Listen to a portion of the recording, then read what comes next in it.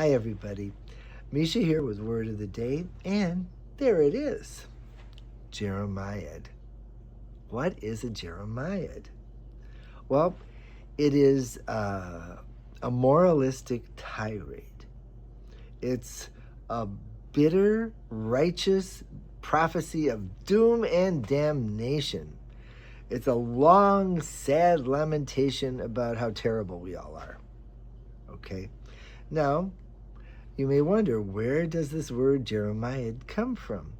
Well, in the 1700s, the French coined this phrase, or this word, I should say, Jeremiad, based on the Old Testament prophet Jeremiah, who spent his life delivering these types of speeches, Jeremiads, prophesying doom and all of that. When it comes into English in the 1780s, it has a very, very strong association with the first Great Awakening. In the 18th century, in the United States, there was a period of tremendous religious revival and intense fervor.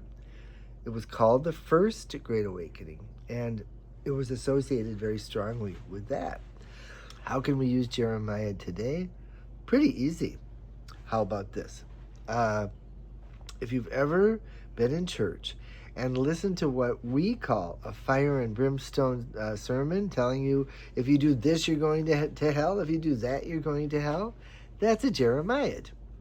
Okay, now how about this for Earth Month? And now we're going to take the word Jeremiad out of the religious sphere and put it into the real world here.